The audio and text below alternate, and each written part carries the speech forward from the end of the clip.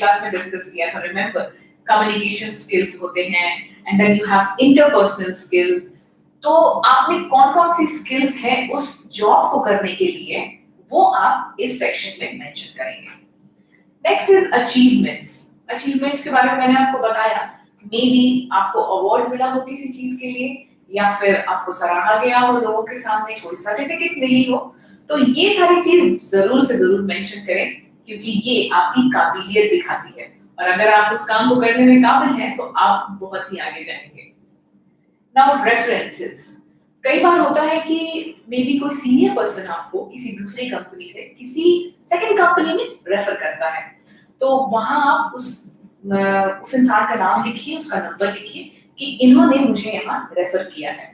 अब इमेजिन मैं इनफोज में काम कर रही हूँ और आप चाहते हैं कि आप यहाँ आकर किसी डिपार्टमेंट में काम करें, तो आपने मुझे अपना डिटेल्स भेजा और मैंने आपको अपना डिटेल्स भेजा, मैंने देखा कि चलो ठीक है, you are very good at this work.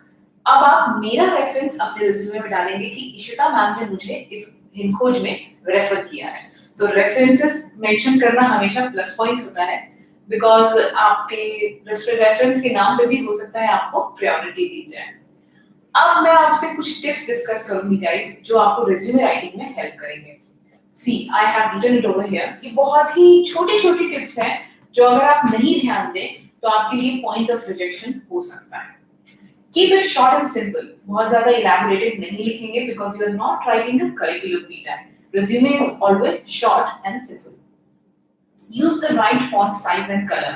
इस पे बहुत लोग कई बार ध्यान नहीं देते हैं और उनका फॉर्मेटिंग भी बहुत गलत होता है पेज का, तो उसके लिए आपको फॉन्ट साइज और कलर पे फोकस करना होगा। रेड, ग्रीन, ब्लू सब भूल जाइए। You have to only use the black color and then font size की अगर मैं बात करूं तो फॉन्ट साइज और फॉन्ट स्टाइल दोनों ही मैटर करता है। यहाँ आप कुछ डिफरेंट ट्राई करने की वजह से दूसरा फॉन्ट स्टाइल मत करिएगा। एरियल या times new Roman is commonly approved for this. Moreover अगर आप फॉन्ट साइज की बात कर रहे हैं तो 11 to 14 तक ही अपना फॉन्ट साइज रखिए। उससे ज्यादा हो सकता है बहुत ज्यादा लगे और बहुत ज्यादा नहीं भरना है हमें इसे। एंड फॉर्मेटिंग पे ध्यान दीजिएगा। फॉर्मेटिंग का जब मैंने कहा तो पैराग्राफ के बीच में जो स्पेसिंग होती है वो आपको ध्यान देना है। उसमें स्पेसिंग अगर बहुत कम हो तो बहुत ही गंदा सा रिज्यूमे दिखता है, और बहुत ज्यादा हो तो ऐसा लगता है हमने जानबूझकर ज्यादा पेजेस ऐड करने के लिए उसे एंटर किया है। सो ध्यान रखिएगा फॉर्मेटिंग में। एक प्रिंट आउट निकाल कर देख लीजिए इसके लिए कि आपका रिज्यूमे प्रिंट आउट के बाद कैसा लग रहा है, तब आपको ज्यादा कॉन्फिडेंस होगा whether it is good or bad. Next is chronological order. मैंने ऑलरेडी कहा आपको क्रोनोलॉजी में लिखना है बिकॉज लेटेस्ट फर्स्ट होना चाहिए और जो सबसे पहले आपने बहुत पहले किया है डिग्री वो एंड में। ऐसे ही आप अपनी कंपनी का जब एक्सपीरियंस बताएंगे तो लेटेस्ट कंपनी या लास्ट कंपनी आप सबसे पहले लिखेंगे and then so on. Check for the grammar and spelling.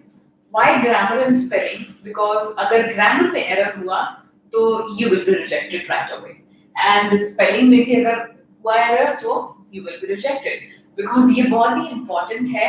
आपने अगर किसी word का spelling गलत लिखा है तो वो बिल्कुल wrong है, और हमारे पास सिस्टम में होते ही हैं कुछ सॉफ्टवेयर्स जो आपकी स्पेलिंग और शॉर्टकट्स भी हैं इसके, तो आप ध्यान दीजिएगा आपके पास कौन सी सॉफ्टवेयर है और आप क्या यूज कर रहे हैं, कहाँ लिख रहे हैं, वहां आपको ग्रामर और स्पेलिंग चेक के लिए जरूर मिल जाएगा option.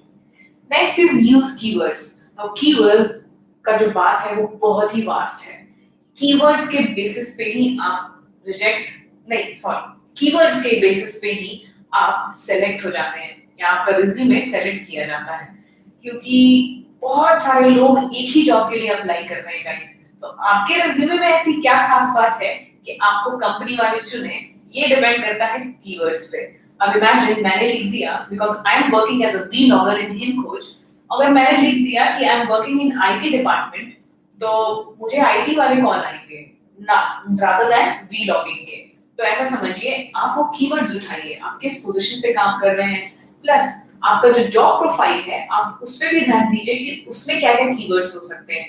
For example I am training here, तो training is a keyword. Then मैं व्लॉगर हूं तो व्लॉगर इज अ कीवर्ड।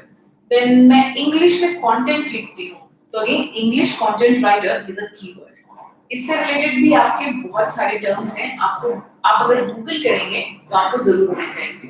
तो always please focus on the keywords which you are writing in your resume. ये थे guys about the resume writing, और एक one liner है आपके लिए यहाँ पे, the interview gets you the job and the resume gets you the interview. So always remember, अगर इंटरव्यू अच्छी होनी चाहिए तो आपका रिज्यूमे अच्छा होना चाहिए। All the best guys, hope this is helpful. Thank you so much for watching and stay tuned with us for the upcoming video lesson. Till then, take care and happy learning.